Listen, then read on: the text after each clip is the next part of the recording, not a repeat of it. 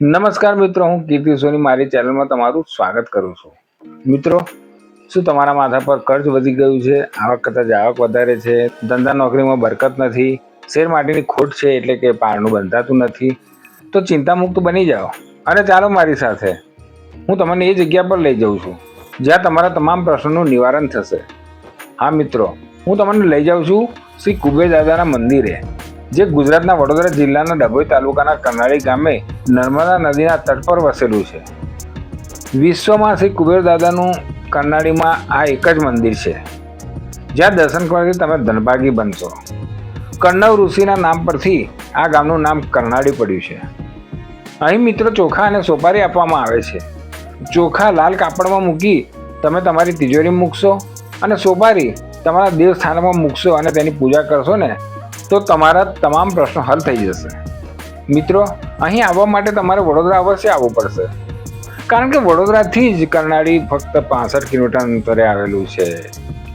તમે by bus અહીં આવી શકો છો, અને જો તમે મિત્રો પ્રાઇવેટ વાહન લઈને આવ્યા હોય ને તો અહીં પાર્કિંગની સુંદર વ્યવસ્થા કરવામાં આવી છે, અને તે પણ ફ્રી ઓફ કોસ્ટ. તમે તમારું વાહન પાર્ક કરી શકો છો. અને મિત્રો, જોવા જેવી વાત તો એ છે કે આ પાર્કિંગ એકદમ મંદિરની નજીક જ છે. મિત્રો, અહીં આવ્યા બાદ તમને વિચાર આવશે કે હવે સ્ટે ક્યાં કરવો, તો અહીં મંદિર સંસ્થાન તરફથી ધર્મશાળા આવેલી છે. ત્યાં તમને નજીવા દરમાં એસી નોન એસી રૂમ મળી જાય છે. પણ આમ તો આ એક વન ડે ટ્રીપ છે મિત્રો, તમારે રોકાવાની જરૂર પડતી નથી. હવે વાત આવે છે મિત્રો ભોજન વ્યવસ્થાની. તો મિત્રો, તેની ચિંતા કરવાની તમારે સહેજ પણ જરૂર નથી. અહીં તમને ભોજન પ્રસાદી શુદ્ધ અને સાત્વિક મળી જાય છે, અને તે પણ નિઃશુલ્ક. અહીં દરરોજ ભંડારો ચાલે છે. અત્યારે જે તમે જોઈ રહ્યા છો તે ભોજન કક્ષ નાનો છે.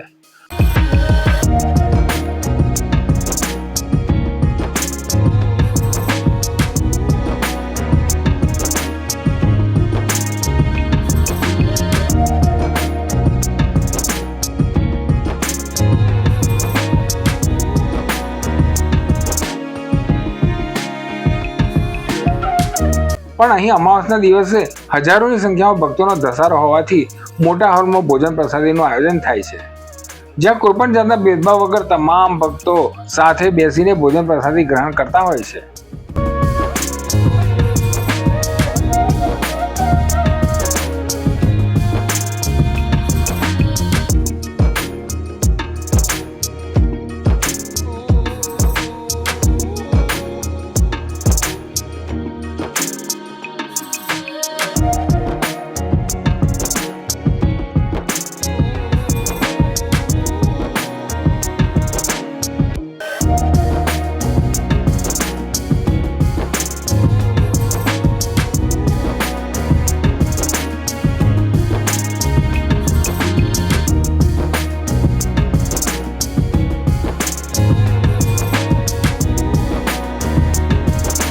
મિત્રો, અમાવસ્યા દર્શન કરવાનો ખૂબ જ મોટો મહિમા રહેલો છે.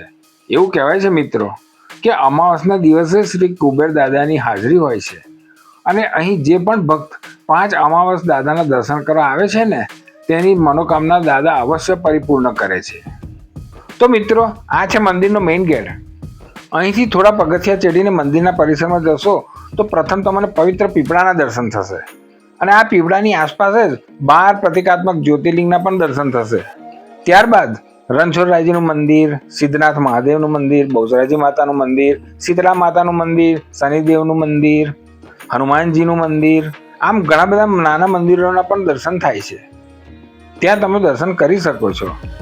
મિત્રો, હવે આપણે એ મંદિરના દર્શન કરવા જઈશું જ્યાં શ્રી કુબેર દાદા બિરાજમાન છે.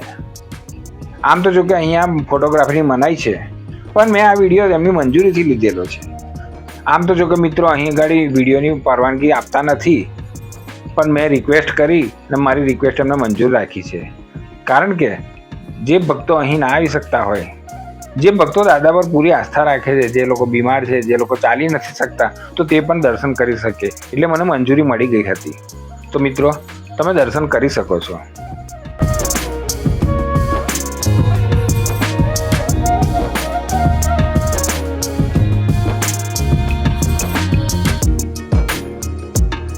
શ્રી કુબેર દાદાના દર્શન કર્યા બાદ તમે જેવા પવિત્ર નર્મદા નદીના દર્શન કરવા જશો તો વચમાં જ શ્રી મહાકાળી માતાનું મંદિર આવેલું છે. અને ત્યાં જ શ્રી કુબેર દાદાની તપસ્યા સ્થળી પણ આવેલી છે, તેના પણ તમે દર્શન કરી શકો છો.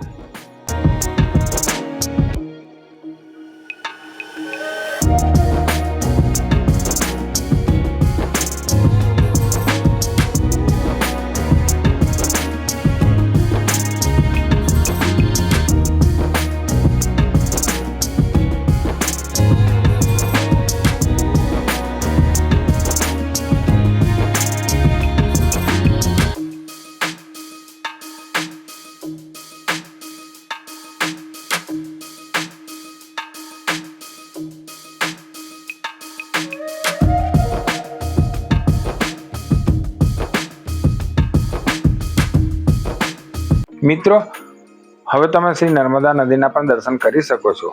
એવું કહેવાય છે મિત્રો કે પવિત્ર નર્મદા નદીના દર્શન માત્રથી જ તમે પાપમુક્ત થઈ જાઓ છો. અહીં ત્રિવેણી સંગમ પણ આવેલો છે.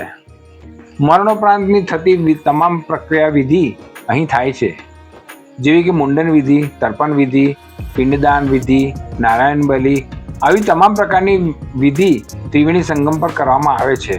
આ તમામ વિધિ કારતક અને ચૈત્ર મહિનાના વદ પક્ષમાં પણ કરવામાં આવે છે અને એ દિવસોમાં કરવાનું એક વિશેષ મહત્વ રહેલું છે.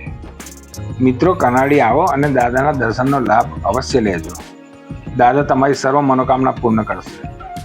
તો મિત્રો, અહીં હું મારી આ વિડીયોને વિરામ આપું છું. નવા ડેસ્ટિનેશન અને નવી જાણકારી સાથે આપણે ફરી મળીશું. અત્યારે મને રજા આપશો. મારી આ વિડીયો જો તમને ગમી હોય તો લાઈક અને ચેનલને સબસ્ક્રાઈબ અવશ્ય કરી દેજો. તમે તમારો અને તમારા પરિવારનો ખ્યાલ રાખજો. મારી વિડીયો જોવા બદલ આપનો ખૂબ ખૂબ આભાર. નમસ્કાર. જય શ્રી કુબેર દાદા. જય નર્મદા મૈયા.